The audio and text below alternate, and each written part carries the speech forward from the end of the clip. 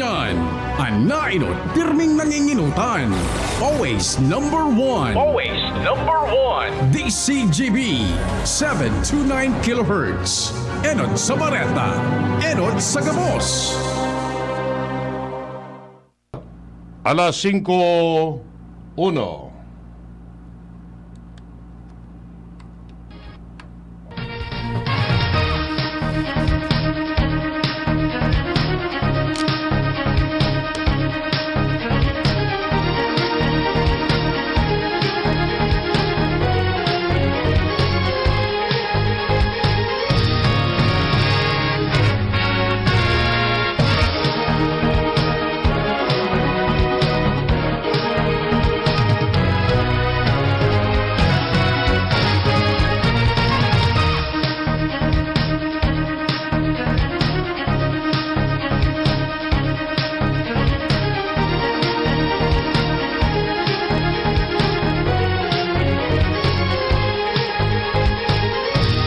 Maray na hapon mga tugang uya po ang mga barata ngunyan para sa aga digdi sa Radyo DCGB.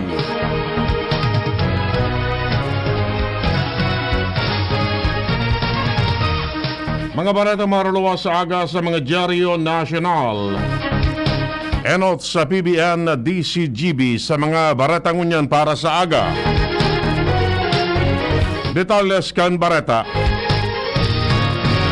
Pinaboran kan House of Rates and Electoral Reforms Committee ang pag-oktaba kan barangay as in SK election na imbes gibon sa Desyembre 5, 2022, isisibo gini sa Desyembre 4, 2023. 12 miyembros kan House panel ang nagboto pabor sa lakdang maski pinaisinda kan COMELEC na ang pag-oktaba kan eleksyon nin sarong taon mga ngaipon nin dagdag na gastos na 5 bilyones pesos.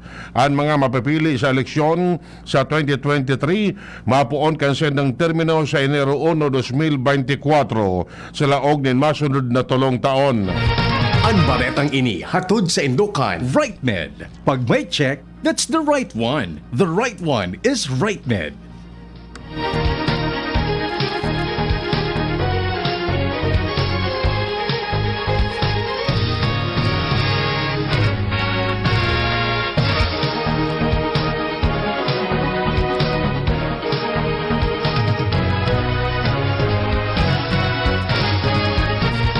Mientras tanto, sa iba pang detalles kan barata, positibo sa COVID-19 si Customs Commissioner Yugi Filemon Ruiz. Ini ang kinonfirmar kan sayang Executive Secretary na si Cynthia Balana sa pagsasabi na si Ruiz ipinararam sa RT-PCR test kanakaangal daw as nagluwa sa resulta na ini positibo sa COVID-19 alagad dayman ang detalles kung saan nakakuakan si rin na virus. Sa ayon sinabi na si Ruiz padagos manggiraray na nagtatrabaho maski nasa isolation facility. Ang ibang staff ni Ruiz positibo man sa COVID-19 matapos mahilingan nin mga simptomas. Ang baretang ini hatod sa Indokan Nescafe Classic. Sulit sa 3 pesos SRP.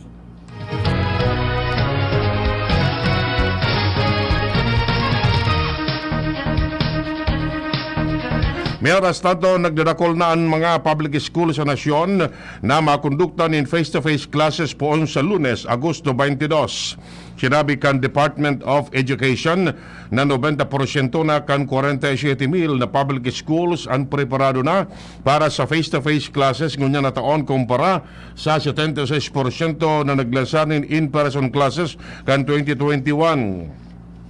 Sigun kay DepEd Undersecretary Ipimako Dinsing, kadaklan sa mga pribadong eskwelahan mapautob manggiraray nin blended learning sa Oktubre 31.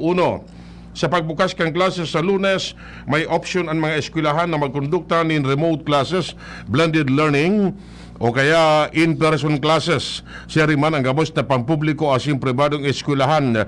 Iyon kay po magkondukta nin in-person classes pagabot sa Nobyembre susub sa DepEd Order number 34. Ang baretang ini hatod sa Indokan GSM Blue. Choose what's true. Choose GSM Blue. Naadit ang nagkapara mga school service operators na malulugi sinda sa limitadong estudyante na pwedeng ilunad susug sa ipapautob na COVID-19 restriction. Inang pahayag ninda kasunod kang paglimitar kanagkaparang eskwelahan sa 10 sanang pasahero ang pwede nindang palunadon sa sendang vehikulo asin ang no vaccination, no ride policy sa mga estudiantes. Sigun sa mga school service operators, posibleng ninda kayahon ang gastos lalo na may mga estudyante na pig-ibahan kan sendang mga magurang o guardian sagkod sa paglaog sa eskwela.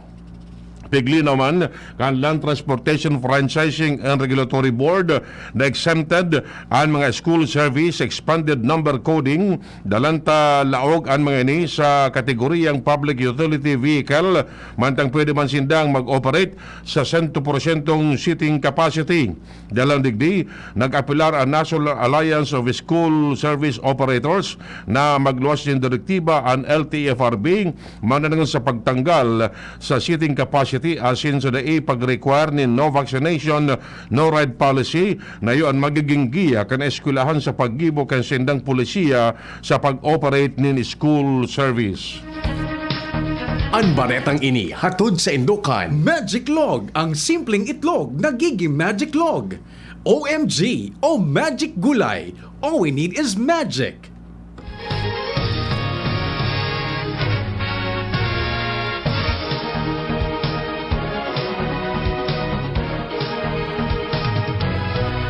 Den ang una mabakalin mga bakuna kontra sa COVID-19 ang gobyerno sagkod sa katapusan kan presenteng taon.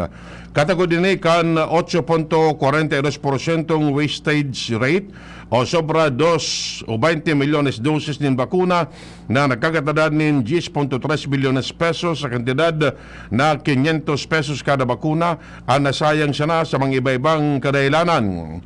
Sigun kay DOH OIC Maria Rosario Vergere na pigdilikayan kanse ng ahensya ang pagsayang nin mga bakuna. Base sa kalkulo kan DOH, sufisyente na ang mga natatada pang bakuna sagkod sa katapusan kan Disyembre, siriman sa paglaog kan 2023 para sa natatada pang bakuna hali sa 245 milyones doses na binakal kan gobyerno asin pribadong sektor.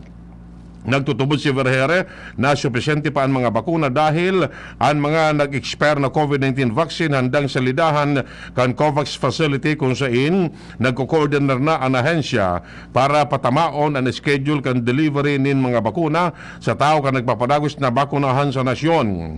Sinabi ni Vergere na sa indang itaas sa 50% hali sa dating 20% ang eligible population na maresibin in COVID-19 booster shot. Bareta hali dyan sa luwas si Ans Galero. Ans, kamen. Ugmang na ipasarong niya na pagkakaroon ni Konsehal Luis Gutierrez ang sarong resolusyon na mataunin pag-onra asin pag-mitbit sa sarong Legazpi niya na nanggana bilang Miss Philippines Earth Fire 2022. Ini mismo ang nangyari ko niya na sesyon regular kung saan si Gutierrez ipinasar ang resolusyon para sa pag-onra kay Miss Erica Tan kan Barangay 8 Bagumbayan, Legazpi na iyo ang nanggana o kaya nakoronahan sa nasambitan ng tinaw. Ini ang kagtangkan pahayag ni Konsehal Gutierrez. Whereas Miss Philippines Earth is a prestigious pageantry competition which brings beauty queens as effective advocates of worthy causes, giving emphasis to environmental protection, ecological balance, and biodiversity conservation as among its major themes of interest. Whereas Miss Erica Pinatitan proudly joined the 22nd edition of the Miss Philippines Earth, representing our city of Legazpi, being her place of residence, and was adjudged in the said competition as the winner of the title of Miss Philippines Earth Fire 2022. Sigun kay Gutierrez na pulang onra ini para sa syudad kan Legazpi asin sa Bilog, probinsya kan Albay dahilan sa talagang nagdaraman ni onra ini sa tuyang syudad asin man sa probinsya. Sinabi ni Gutierrez na nakulan pa sa salamat niya kay Tan dahil sa pagdaraman ni pag-onra sa syudad kan Legazpi. Kung babalikan, Agosto 7 kan nakalihis na semana, nangyari ang coronation night sa Palawan para sa Miss Earth Philippines. Dagdag na Bareta, Ans Galero, DCGT.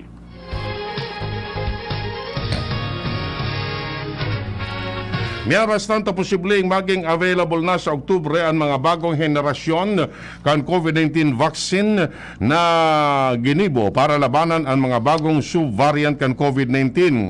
Sigun kay Vaccine Expert Panel Chair Dr. Nina Gloriane, nasa ngunyan ang mRNA vaccine aro kan Pfizer asin Moderna madaling masalidahan ang komposisyon o masynthesize nangahulugan na posibleng sabay na maging available ang mga bakunang ini hali sa Estados Unidos sa Oktubre.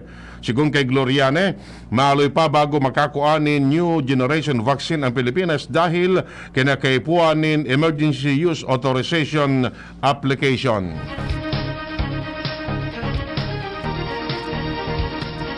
Ipigsusulong ni Senador Sherwin Gatchalian ang inclusive growth as in social protection para mapaangat ang buhay kan mga Pilipino sa pagtios.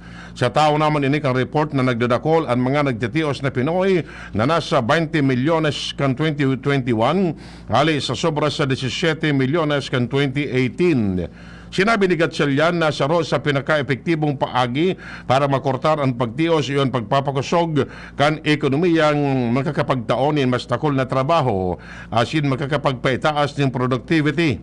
Ang propestong One Town, One Product Philippines ni Gatchalian may kamautan na magtabang sa mga micro, small, medium enterprises na makabangon sa dagos kan pandemya.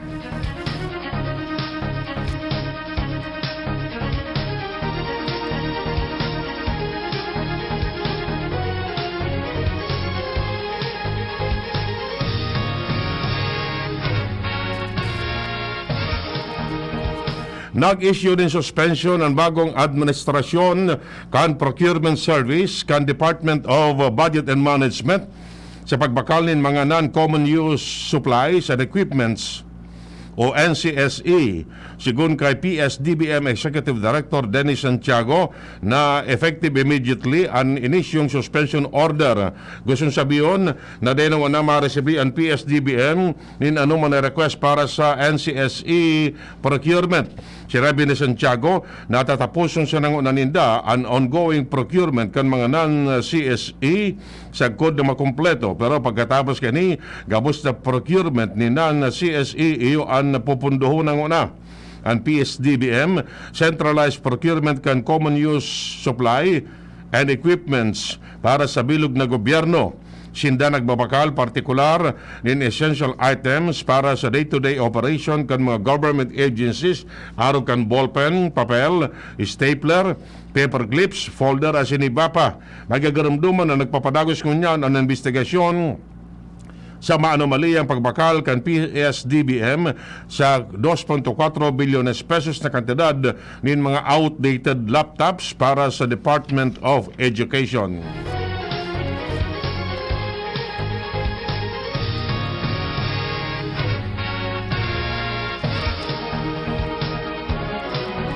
Pipagpanimbag ni Senador Grace Po Saley ang gabos na mga sugar hoarders na nagkakrear ng artificial shortage asin nagpapaitaas kan presyo ng asukar sa nasyon.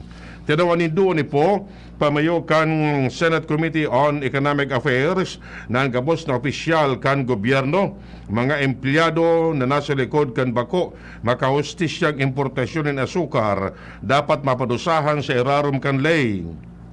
Ang asukar na binakal sa irarum kan import permit, pigtatago o pigtitipon sana sa bodega kan mga grupo asin ililuwas na sa merkado kung halangkaw na ang presyo kan nasabing produkto.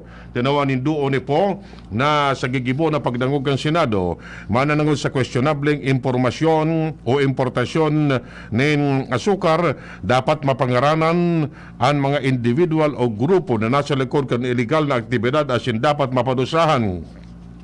Duda ang senador na may sindikato sa likod kan pabalik-balik na pag-iipit sa supply ni asukar para may rason na mag-import o maglangkaw ang presyo kaini.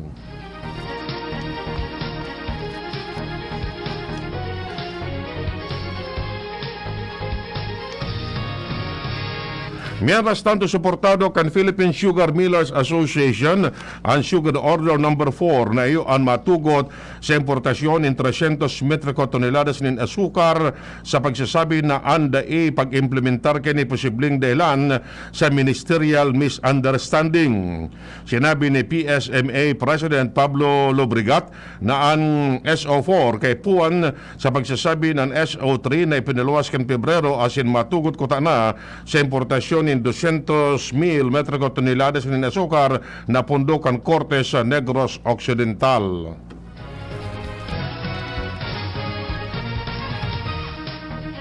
Ipinangapudan kan militanteng grupong kilusan magbubukid sa Pilipinas matapos ang House briefing may kinaraman sa sugar scandal darong paguna ang sendang pigapod na sugar mafia sa gobyerno.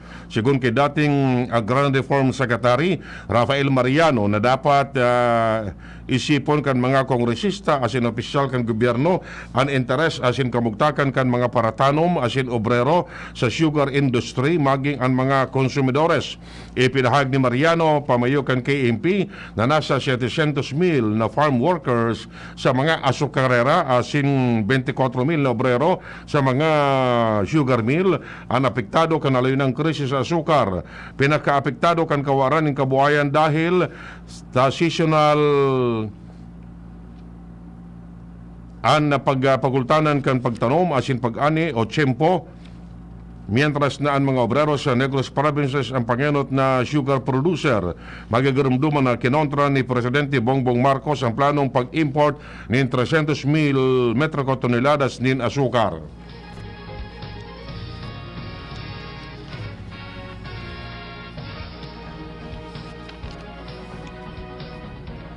Mientras tanto, iipigigilid kan Department of Transportation ang posibilidad na magbugtak ng cable car system para mabawasan ang magabat na bulos ng trafiko lalo na sa Metro Manila. Sigun kay Transportation Secretary Jaime Bautista, bukas man ang gobyerno sa suwestyon ni Senador Robin Hood Padilla na magbugtak ng cable car. Sa katunayan, sinabi niya na may mga pag-aadala kay ito ang DOTR sa nasabing plano asin pigagamit man ang cable car bilang urban transport sa nakaparang nasyon sa Latin America.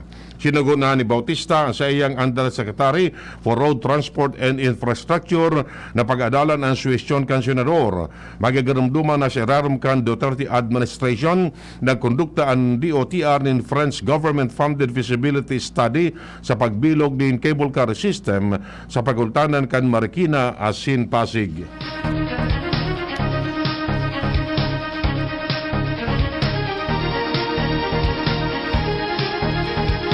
Suportado ni Architect John Palafox ang rekomendasyon ni Senador Robin Hood Padilla mananungon sa paggamit ng cable car para mabawasan ang traffic, partikular sa Metro Manila. Sinabi ni Palafox, naloy naman ni Daining ipigrekomendar at sinigwama sindang mga disenyo para digding. Dakol na magayon na dadarahon ang cable car asin environment friendly man ini. Apera digdi, nagbabaman ang crime rate sa mga nasyon na nagagamit in cable car araw kan siyudad kan Medellin sa Colombia. Sinabi pa ni Palafox, nakakayanan man na may paiutob ang rekomendasyon ni Padilla. Sinuspendir kan Philippine Overseas Employment Administration ang implementasyon kan expanded compulsory insurance coverage para sa land-based returning asin directly hired overseas Filipino workers.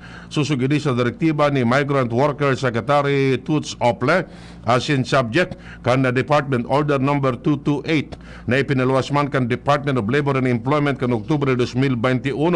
Sigun kay Ople, makakatipid ang mga nag-uli na OFW ni 1,700 pesos na kantidad kan mandatory insurance coverage asin mababawasan ang requirement kan gobyerno dahil sa suspension. Sharing man mantenido ang mandatory insurance coverage para sa mga newly hired OFW susug sa ley.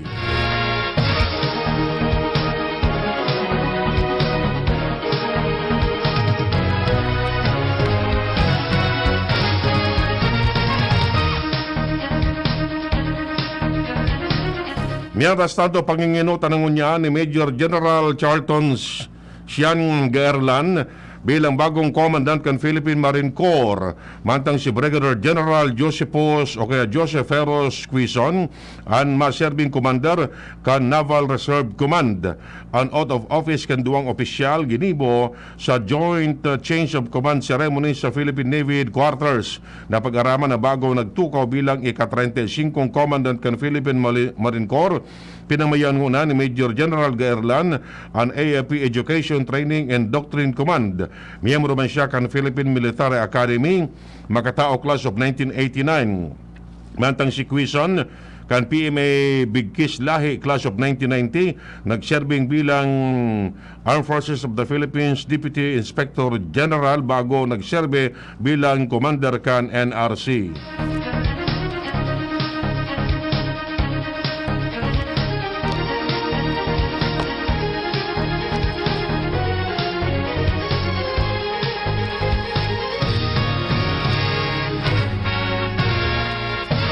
Inagad kan election watchdog sa Kongreso na magpasar ng legislasyon na mapareho sa data kan Philippine Statistics Authority sa COMELEC tanganing maging madali ang voter registration process.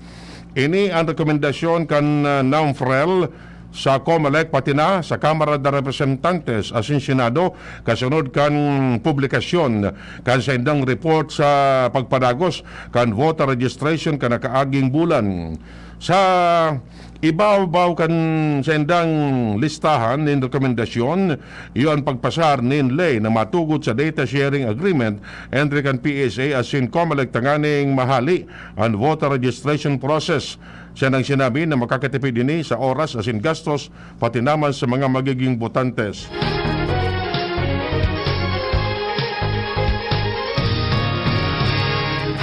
Mientras tanto, si Joshua Bino may dagdag na istorya. Joshua, kamen. Sa inyo pong anak kasi nung una po kayong Go ahead, Joshua. Yes, padagos ang paghinguwa kan Daraga Municipal Health Office na magdagdag pa lamang maski padiit-diit ang mga nagpapabakuna kontra COVID-19. Sigon kay Daraga Municipal Health Office COVID-19 Vaccine Coordinator Nurse Tuleza Marilu Seriaga, dahil tatod ang sendang ekspertos, lalong-lalo na ang paglibot Muro Barangay. Tangani tuyuhon na ang mga individual, tangani makapagpatudok ng bakuna kontra sa nasabing helang. Sa ibong kan talagang hababa pang bilang ni nagpapatudok lalo na ang booster shot, kung saan as of August 12 nasa 8.77% pa sa nini. Kung kaya sa ngunyan, padagos ang paghinguwa kan Daraga Municipal Health Office na mapalang ko pa ini pag-abot kan mga masunod na aldaw. Mientras tanto, darakan ripano ng marhay na nagdadakol naman ang nakakalingaw na magsunod sa public health standards. Padagos man ang pangapunan ni Officer in Charge Dr. Maria Margarita de la Cruz na magsunod sa protocols lalong-lalo na ang distansya asin ang tamang pagsulog ng mga face mask. Dagdag na bareta, Halisalawas, Joshua Pino, DCGV. Ang donasyon sa Philippine National Police na minatotal ng 267 milyones pesos mantenidong unrecorded sa sendang libro de kwenta. Inanagluwas sa audit report kan Commission on Audit kung saan sa katapusan kan 2021 ang donasyon na naresibe kan pulisya mantenidong daing record dalan sa dae pagsumiter nin deeds of donation as iniba pang importanteng dokumentos kan logistic officer sa sendang respetibong accounting units. Kaya ba sa listahan ang 49 units nin Hyundai Elantra asin 81 Starix van na idunar kan 2017 hasta 2020 kan gobyerno kan Korea sa iba-ibang regional asin provincial offices pati naman sa PNP National Headquarters.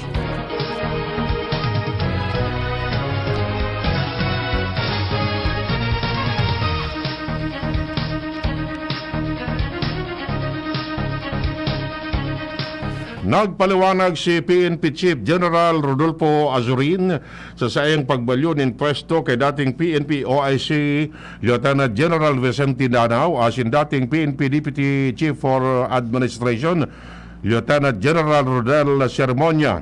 Sa sinabi na bako ini primero na naibalyo ang mga miyembros kan pigapod na command group asin nangyari man ini kan panahon ni dating PNP Chief Panfilolacson asin Bato de la Rosa. Dinuga pa ni Azurin na pinagmaray niyang tauanin sa liring area of command ang ikadua asin ikatulo na pinakalangkaw na opisyal kang pulisya dalang taduman kay puan ang sendang kakayahan asin abilidad.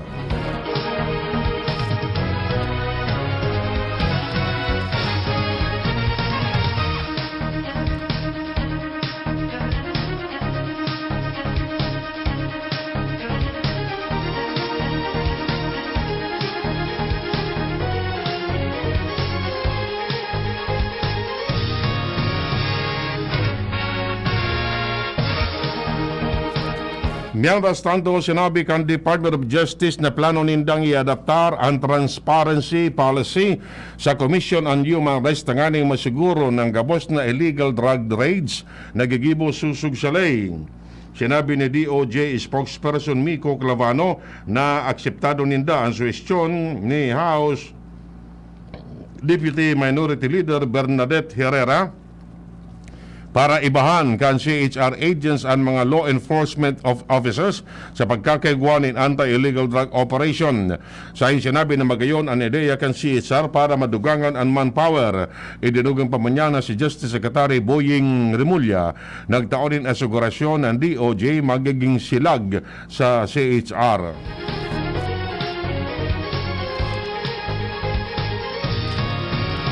Nagsuwestyon si Senador Rafi Tulfo na gibo ng legal ang ukay-ukay mantang kinastigo niya ang Bureau of Customs dalan sa alegasyon na pigtutugutan ang paglakop ng mga imported na segundamanong mga gubing asin iba pa na posibleng pinalasot sa nasyon kan mga big-time syndicates.